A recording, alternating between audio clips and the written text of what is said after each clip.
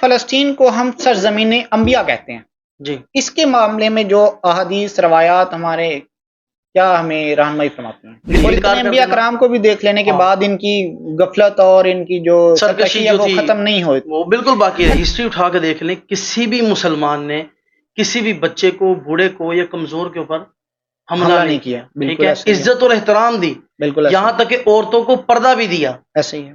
یہ لوگ آتے ہیں، انہوں نے بمب مار دیے، اتنی شدت کے ساتھ میزائل مارے ہیں کہ انسانوں کی لاشیں جو ہے نا وہ ہواؤں میں اڑ رہی تھیں، اور دور سے اس کی ویڈیو بنائی گئی اور نظر آ رہا ہے چھوٹے چھوٹے بچے ہاسپٹلز میں جاتے ہیں، ہاسپٹلائز ہیں، پوری عمارت کو گرا دیا گیا، اسکولوں کو گرا دیا گیا، نہ بچوں کو چھوڑا گیا، نہ بوڑھوں کو چھوڑا گیا. یہ تو تقریباً آلموسٹ لوگ جانتے ہیں کہ یہ بڑی ہی سرکش قوم رہی ہے. بالکل ایسے ہی. بار بار اللہ تعالیٰ کی نافرمانیاں کرنا، اپنی آنکھوں سے اتنے معجزات کا دیکھ لینا. تو عیسیٰ علیہ السلام کے دور کے 70 سال بعد ایک ٹائٹس یا تاتوس نامی ایک رومی حکمران تھا، اس نے دوبارہ سے اس جگہ پر حملہ کیا، اور اس دفعہ اس نے آ کر جو ہے نا وہ ہیکل سلیمانی کو گرا دیا، اور ایک دیوار کو چھوڑا جس کو دیوار گریا بھی کہا جاتے ہیں. یہاں پہ یہودی اس وقت وہ اپنی دعا اور عبادت سمجھتے ہیں، ابھی بھی وہاں جاتے ہیں اور وہاں جا کر نا عبادت کرتے ہیں، دعائیں مانگتے ہیں. اور آپ کو حیرانگی ہوگی، دعا پتہ کیا مانگتے ہیں؟ یہ جا کر وہاں پر روتے ہیں، دھاڑتے ہیں. گریا کا مطلب ان کو گریا اس لیے کہا جاتا ہے، گریہ داری کرتے ہیں. بالکل. اور گریہ داری کیا کرتے ہیں کہ ہم معافی چاہتے ہیں جی، ہم 2 مرتبہ ہیکل سلیمانی کو بچا نہیں سکے، لہذا ہم تیسری مرتبہ پھر آئیں گے اور ہیکل سلیمانی کو دوبارہ تعمیر کریں گے. یہ ان کی جو ہے نا وہ گریہ داری ہوتی ہے. بسم اللہ الرحمن الرحیم. فورم آف دا نیشن کے ساتھ میں ہوں آپ کا میزبان یاسر لیاقت.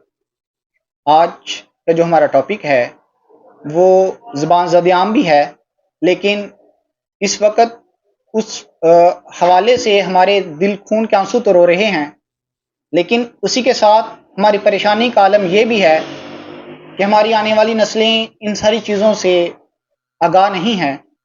اور آج ہمارے ساتھ موجود ہیں جواد امجد اطاری صاحب، اور ہمارا آج کا ٹاپک ہے غزہ، فلسطین اور ہماری ذمہ داریاں. سر، میں آپ کو آج کے پوڈ کاسٹ میں خوش آمدید کہتا ہوں. میرا آپ سے پہلا کوشچن یہ ہے کہ قبلہ اول، مسلمان اور غزہ، ان کی ہماری زندگی میں حیثیت کیا ہے؟ بسم اللہ الرحمن الرحیم. قبلہ اول کے حوالے سے آپ نے پوچھا ہے کہ قبلہ اول کیا ہے. بحیثیت مسلمان قبلہ اول ہمارا مسجد اقصیٰ ہے.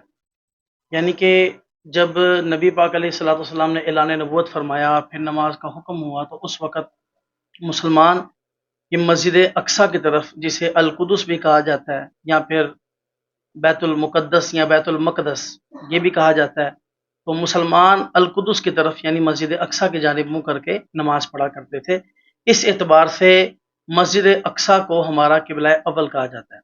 اور جب نبی پاک علیہ الصلوۃ والسلام نے ہجرت مدینہ فرمائی، تو ہجرت مدینہ کے 1.5 سال بعد، کم و بیش 1 سال اور 5 سے 5.5 مہینے کے بعد، حضور جان عالم صلی اللہ علیہ وسلم نماز کے اندر ہی نماز پڑھاتے پڑھاتے صحابہ کو یہ خواہش کا اظہار کرتے ہیں، اور خواہش کا اظہار کرتے کرتے مبارک چہرے کو قدرے تھوڑا سا بلند کرتے ہیں، اور یہ خواہش کرتے ہیں کہ اے کاش میرے اللہ، کیا ہی اچھا ہو جائے کہ اگر تو ہماری یہ دعا قبول فرمائے کہ ہمارا قبلہ مسجد اقصیٰ کی بجائے یہ مسجد حرام ہو جائے. تو قربان جاؤں، اللہ تبارک و تعالیٰ نے اس ادا کو بھی قرآن میں ذکر کیا، اس دعا کو بھی ذکر کیا اور اس ادا کو بھی ذکر کیا. فرمایا قد نرا تقلب وجہک فی السماء فلنولینک قبلۃ ترضاھا فولی وجہک شطر المسجد الحرام. اللہ تعالیٰ نے فرمایا کہ حبیب، ہم تیرا آسمانوں کی طرف اٹھتا ہوا چہرہ ملاحظہ فرما رہے ہیں، ہم دیکھ رہے ہیں کہ تو نماز کے دوران، یہ میں خلاصہ عرض کر رہا ہوں، نماز کے دوران ہی تو اپنے چہرے کو آسمانوں کی طرف بلند کرتا ہے. اے حبیب، ان قریب ہم یہ قبلہ تبدیل کر دیں گے اور تمہارا قبلہ وہی بنا دیں گے حبیب جہاں پر آپ کی چاہت ہے. اور پھر کیا فرمایا؟ فولی وجہ کا شطر المسجد الحرام، اپنے چہرے کو مسجد حرام کی طرف پھیر دیں. تو اس اعتبار سے مسجد اقصیٰ یہ ہمارا قبلہ اول ہے. ٹھیک ہو گیا. اچھا، دوسرا، فلسطین کو ہم سرزمین انبیاء کہتے ہیں. جی، اس کے معاملے میں جو احادیث روایات ہمارے کیا ہمیں رہنمائی فرماتی ہیں؟ جی دیکھیں، فلسطین میں انبیاء کرام علیہم الصلوۃ والسلام، ان کا بڑا ہی گہرا تعلق ہے. قرآن پاک میں اللہ تبارک و تعالیٰ ارشاد فرماتا ہے الذی بارکنا حولہ، اللہ کریم فرماتا ہے کہ مسجد اقصیٰ، یہ 15ویں سپارے کی پہلی آیت ہے جو میں نے آپ کے سامنے جس کا جز میں نے تلاوت کیا، کہ مسجد اقصیٰ الذی بارکنا حولہ، یہ وہ ہے کہ جس کے ارد گرد ہم نے برکت کو رکھ دیا۔ یہ برکت کیا ہے؟ تو علماء کرام، مفسرین کرام، انہوں نے یہ بتایا کہ اس برکت سے مراد انبیاء کرام علیہم الصلوۃ والسلام کی قبریں ہیں۔ یعنی کیا سمجھ میں آیا؟ انبیاء کرام علیہم الصلوۃ والسلام کی ایک کثرت ہے جو یہاں پر مدفون ہے۔ پھر جناب ابراہیم علیہ الصلوۃ والسلام کے دو بیٹے حضرت اسماعیل علیہ الصلوۃ والسلام، حضرت اسحاق علیہ الصلوۃ والسلام۔ تو ابراہیم علیہ السلام نے حضرت اسماعیل کو، جیسا کہ ہم سب جانتے ہیں کہ مکے کی طرف آپ نے ذمہ داری لگائی کہ آپ نے یہیں پر رہنا ہے، جبکہ حضرت اسحاق علیہ الصلوۃ والسلام کو حضرت ابراہیم علیہ السلام نے فلسطین جانے کا حکم دیا۔ اب اسحاق علیہ السلام سے نسبت ہوئی، جی بالکل۔ پھر حضرت اسحاق علیہ الصلوۃ والسلام کے بیٹے حضرت یعقوب علیہ الصلوۃ والسلام، یہ بھی اللہ کے نبی ہیں، ان کے ساتھ بھی فلسطین کو نسبت ہوئی۔ حضرت یعقوب علیہ السلام کے 12 بیٹے، جن میں سے ایک بیٹے اللہ کے نبی جناب سیدنا یوسف علیہ نبینا علیہ الصلوۃ والسلام، حضرت یوسف، یہ بھی اللہ کے نبی ہیں، ان کی جائے پیدائش بھی فلسطین میں ہے۔ پھر وہ ایک بات کا معاملہ ہوا کہ مصر میں چلے گئے، وہاں پر پہلے غلام بنے، پھر قیدی بنے، پھر بادشاہ بنے، حکمت الہی اور جی وہ رضا الہی تھا، وہ ایک بات کا معاملہ، لیکن فلسطین کو یوسف علیہ السلام سے بھی نسبت یہ حاصل ہے۔ پھر حضرت یوسف علیہ الصلوۃ والسلام کے بعد جب، اچھا یہ میں آپ کو بتا دوں کہ بنی اسرائیل بھی انہی جناب یعقوب علیہ السلام کی اولاد سے ہی چلی ہے۔ اسرائیل یہ یعقوب علیہ الصلوۃ والسلام کا لقب تھا، اسرائیل کہا جاتا تھا، اور ان کی اولاد کو بنی اسرائیل یعنی کہ اسرائیل کے بیٹے، اسرائیل کی اولاد یہ کہا جاتا ہے۔ اب بنی اسرائیل کا سلسلہ وہیں پر تھا، مصر میں رہا، وقت گزرتا گیا، فرعون کی حکومت آئی، اور فرعون نے آپ کو پتا ہے کہ کتنے ظلم و جبر کیے بنی اسرائیل میرا خیال ہے کہ ہمارے ہر طبقے میں جی تقریباً یہ جانتے ہیں کہ کیا معاملہ تھا۔ پھر اللہ تعالیٰ نے جناب موسیٰ علیہ السلام کو بھیجا، موسیٰ علیہ الصلوۃ والسلام کو حکم ہوا کہ وہ فلسطین کی جانب چلیں، اور اس فلسطین اور مصر کے درمیان میں ہی وہ راستہ ہے جسے وادی طویٰ یا کوہ سینا کہا جاتا ہے، اور یہ کوہ سینا وہ تھا کہ جہاں پر موسیٰ علیہ الصلوۃ والسلام کو تورات عطا ہوئی، اور یہی وہ جگہ تھی جہاں پر موسیٰ علیہ السلام اللہ تعالیٰ سے ہم کلام ہوا کرتے تھے، اور یہ فلسطین کے اور مصر کے درمیان ہے۔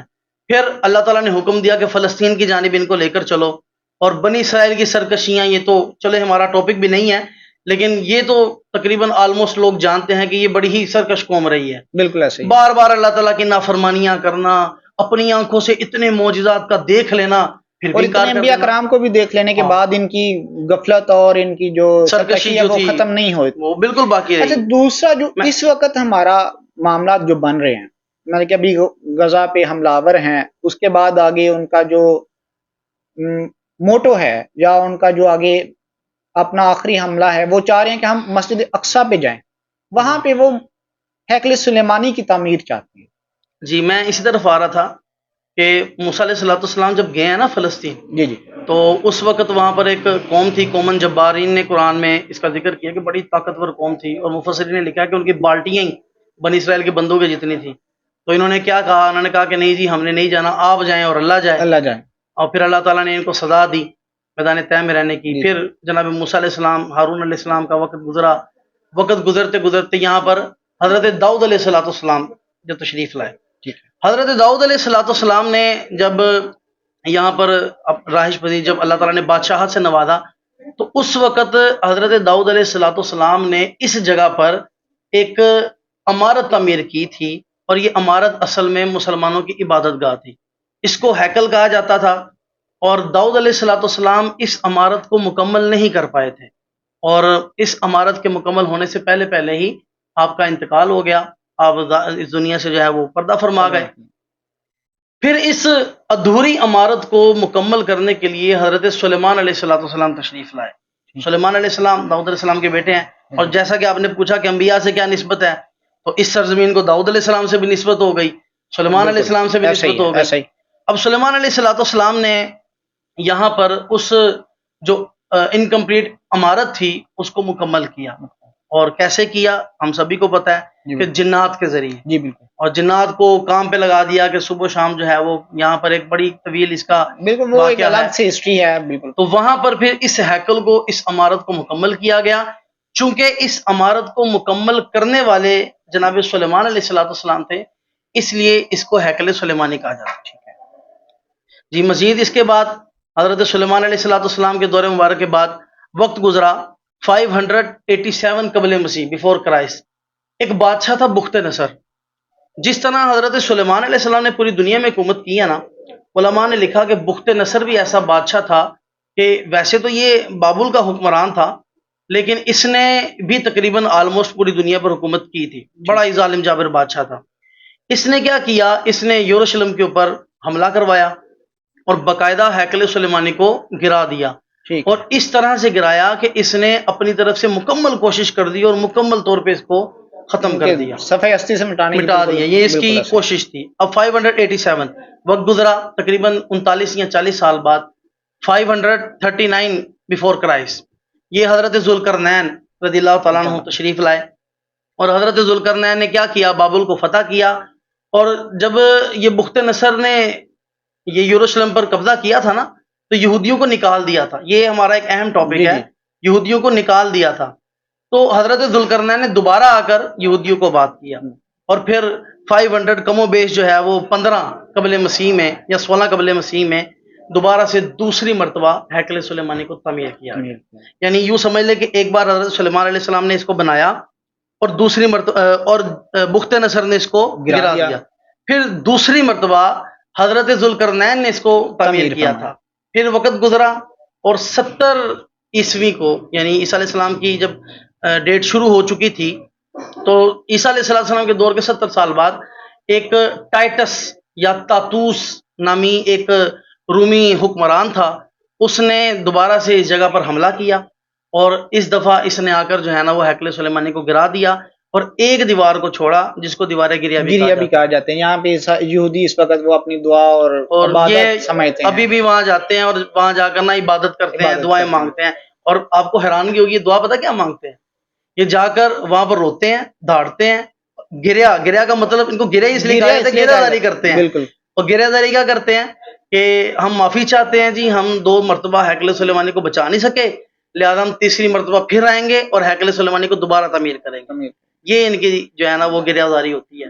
تو بہرحال دوسری مرتبہ جو ہے نا اس نے ٹائٹس یا تاتوس نے اس کو جو ہے وہ ختم کر دیا. عیسائی اسی حوالے سے اس کو اپنی اہم جگہ سمجھتے ہیں. عیسائی اس کو اپنی مقدس جگہ مانتے ہیں، بالکل مانتے ہیں. اور اس کی ریزن یہ ہے، ان کا یہ کہنا ہے کہ حضرت عیسیٰ علیہ السلام کی جائے پیدائش ہے. ٹھیک ہے. بیت اللحم یہ فلسطین کے اندر ہی ایک جگہ ہے. تو یہاں پر ان کا یہ کہنا ہے کہ یہ عیسیٰ علیہ السلام کی برتھ پلیس ہے اور یہ اس وجہ سے اس کو محترم مانتے ہیں اور اس کو جو ہے نا وہ اپنی بنیادی مذہبی جگہ سمجھتے ہیں. کیونکہ مسجد اقصیٰ میں جہاں تک میرا نالج ہے، وہاں پہ مسجد اقصیٰ کا جو پورا احاطہ ہے وہ مکمل مسجد اقصیٰ نہیں ہے. جی وہاں پہ جو گولڈ ٹیمپل ہے وہ ایک الگ سے بلڈنگ ہے اور جو مسجد اقصیٰ ہے وہ بالکل ایک الگ سے ہے. یروشلم ایک اہم حصہ ہے اس کا. جی میرا خیال ہے کہ غزہ کے بعد ان کا اگلا ٹارگٹ یروشلم ہوگا. جی بالکل ایسا ہی ہے. تو اس حوالے سے مسلمان یروشلم پہ فاتح رہ چکے ہیں، لیکن اب کے حالات کیا کہتے ہیں؟ بالکل ایسا ہے. یروشلم دیکھیں یہ وہی فلسطین کا حصہ ہے. اور جب حضرت داؤد علیہ السلام یہاں تشریف فرما ہوئے تھے نا، تو آپ علیہ السلام نے ہی اس جگہ کا نام یروشلم رکھا تھا. یہ آپ کا رکھا ہوا نام تھا. تو یروشلم دیکھا جائے تو عیسائیوں کے لیے بھی، جیسا کہ بھی ذکر ہوا کہ یہ ایک مبارک جگہ وہ سمجھتے ہیں، اور یہودی تو اس کو کہتے ہی اپنی جو ہے نا وہ اول عبادت گاہ ہے. تو مسلمانوں نے بھی اسی طرح یہاں پر جو ہے نا وہ حکومت کی ہے. حضرت صلاح الدین ایوبی رحمۃ اللہ تعالیٰ علیہ کے بعد پہلے تو اس کو جناب فاروق اعظم نے فتح کیا، پھر اس کے بعد 400 سال 350-400 سال تک حکومت رہی مسلمانوں کی.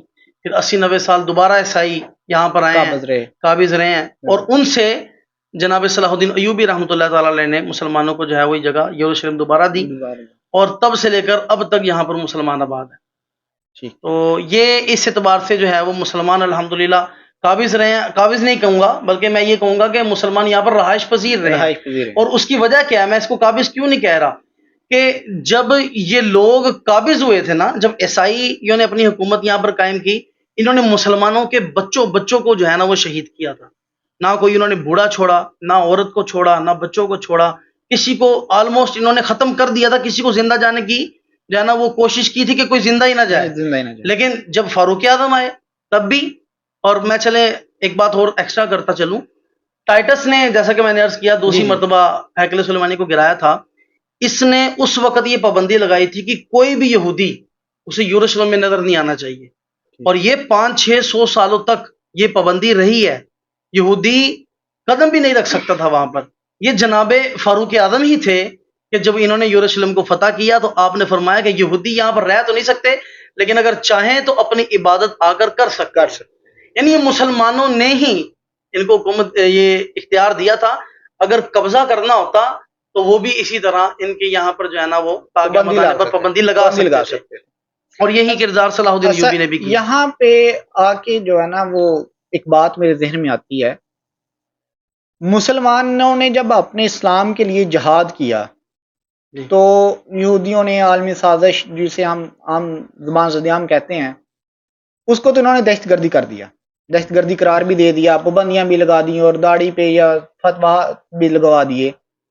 کیا مسجد اقصی کو حاصل کرنے کے لیے یا ہیکل سلیمانی بنانے کے لیے جو اس وقت یہودی کر رہے ہیں وہ بھی تو انتہا پسندی ہے، مذہبی شدت پسندی میں آتا ہے، تو کیا وہ دہشت گردی نہیں ہے؟ مذہبی دہشت گردی مسلمانوں نے جہاں پر بھی جہاد کیا نا الہ کلمت الحق کی خاطر کیا، بالکل ایسا ہی ہے۔ اور ہسٹری اٹھا کے دیکھ لیں، کسی بھی مسلمان نے کسی بھی بچے کو، بوڑھے کو یا کمزور کے اوپر حملہ نہیں کیا، ٹھیک ہے، عزت اور احترام دی، یہاں تک کہ عورتوں کو پردہ بھی دیا۔ ایسا ہی ہے۔ یہ لوگ آتے ہیں، انہوں نے بمب مار دیے، اتنی شدت کے ساتھ میزائل مارے ہیں کہ انسانوں کی لاشیں جو ہے نا وہ ہواؤں میں اڑ رہی تھی، اور دور سے اس کی ویڈیو بنائی گئی اور نظر آ رہا ہے چھوٹے چھوٹے بچے ہاسپٹلز میں جاتے ہیں، ہاسپٹلائز ہیں، پوری عمارت کو گرا دیا گیا، اسکولوں کو گرا دیا گیا، نہ بچوں کو چھوڑا گیا، نہ بوڑھوں کو چھوڑا گیا، نہ بڑوں کو، نہ عورتوں کو۔ اب مجھے یہ بتائیں، اگر جہاد ان کی نظر میں جو جہاد الہ کلمت الحق کی خاطر تھا، اور جہاد کی ہسٹری اٹھا کر دیکھیں وہیں پر ہوا ہے جہاں پر ظلم و ستم تھا کفار کی طرف سے، ایسے ہی ہے۔ بلکہ جہاد کو اگر آپ آ کر دیکھیں تو مسلمانوں نے جہاد کر کے کافروں کے ظلم سے بچایا۔ ایسے ہی بھی ہے، یہ جہاد کی ہسٹری اٹھا کر دیکھیں، ایسے ہی ہے۔ فتح مکہ ہمارے سامنے ایک بہت بڑی سبحان اللہ کیا مثال آپ نے دی ہے۔ حضور علیہ الصلوۃ والسلام کے جو ہے نا جنہوں نے حضور علیہ السلام پر ظلم کیے، کنکر مارے، پتھر مارے، حضور علیہ الصلوۃ والسلام کی شان میں گستاخیاں کی، کریم آقا علیہ الصلوۃ والسلام نے معاف کر دیا۔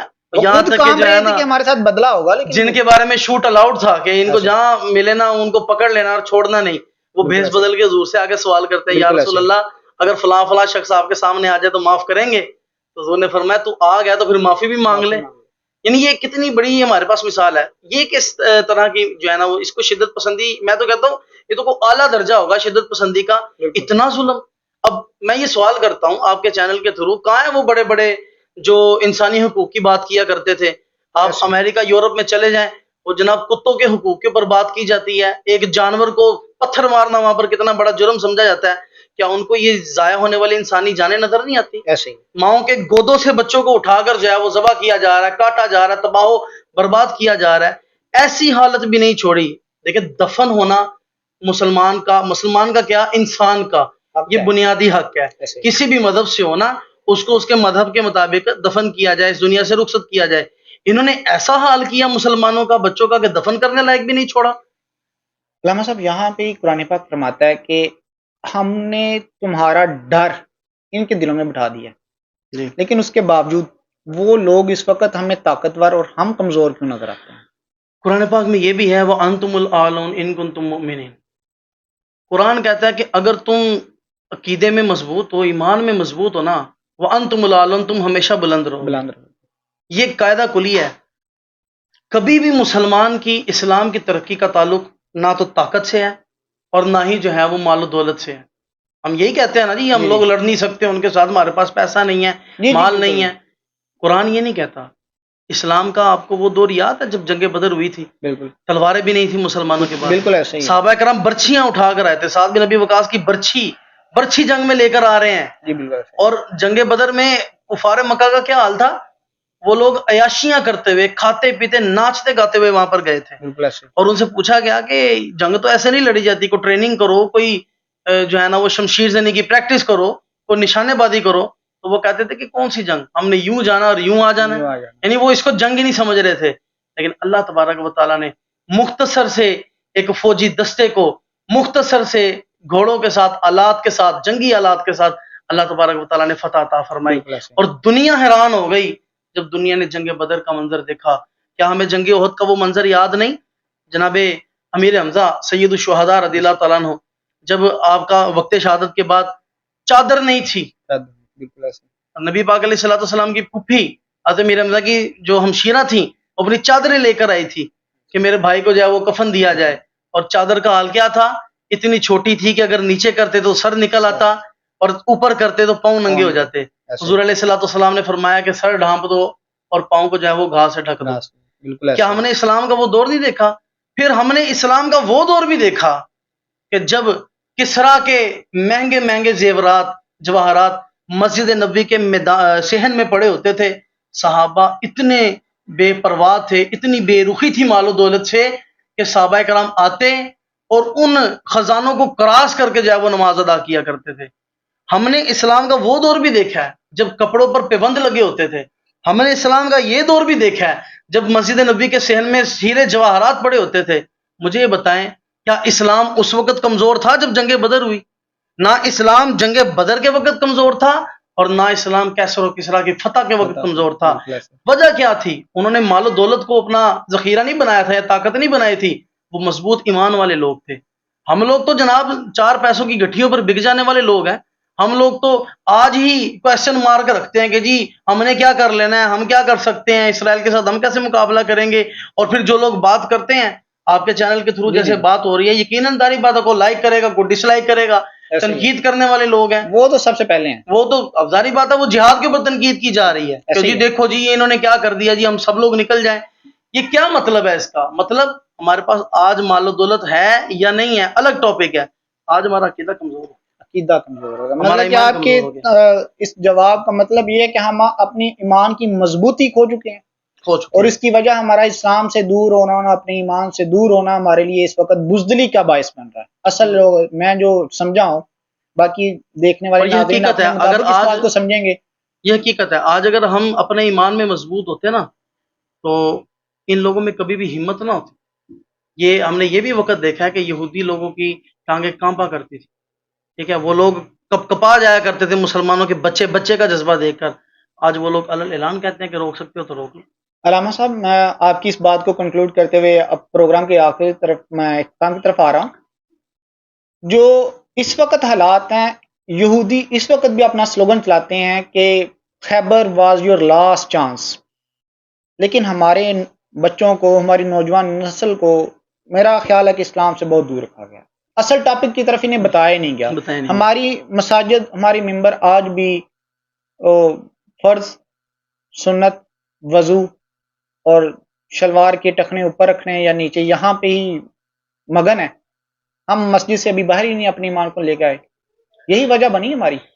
نہیں، یہ وجہ نہیں میں کہہ سکتا، کچھ حد کیونکہ یہ تک بھی ظاہری بات ہے اسلام کا یہ حصہ ہی ہے، حصہ ہے، فرض لیکن نماز واجبات وغیرہ. ہم نے اس کو اسلام سمجھ لیا نا سارا. ہاں نہیں، اعمال الگ چیز ہے، ٹھیک ہے، ایمان اعتقاد الگ چیز ہے، دونوں کی اپنی اپنی اہمیت ہے. اس بات کو ڈیفینیٹلی اب یہ مثال میں آپ کو مثال ٹاپک ہے یہ. اب میں مثال کے دیتا ہوں آپ کو کہ اب ہم لوگ جو ہے نا شروع سے ہی علماء کرام کے اختیار دونوں ہی جانب کام کرتے رہے ہیں. جی، انہوں نے عوام الناس کی اصلاح بھی کی ہے، ٹھیک ہے، فرائض غسل واجبات دیگر جو معاملات ہیں وہ بھی سکھائے، کیونکہ یہ اللہ کے نبی کا حکم ہے. بالکل ایسے ہی. یہ کسی نے بھی اپنے سے بیان نہیں کیا. اللہ کے نبی نے ہمیں جہاد کا حکم بھی دیا، اللہ کے نبی نے ہمیں نماز کی تعلیم بھی دیا، طریقہ بھی بتایا. ایسا ہی ہے. اچھا، تو یہ اس کی اہمیت الگ ہے. لیکن جہاد کے والے سے جیسا کہ آپ نے کہا کہ ہم لوگ بھلا چکے ہیں، حقیقت ہے آپ کہہ رہے ہیں نا کہ ہمارے بچوں کو اسلام سے دور رکھا گیا. میں کہتا ہوں آپ نے جیسا سلوگن بیان کیا نا کہ خیبر واز یور لاسٹ چانس، ہمیں ہمارے بچوں کیا ہمارے اچھے خاصے نوجوان کو پتہ بھی نہیں ہوگا خیبر کی کیا ہسٹری ہے. ایسا ہی ہے.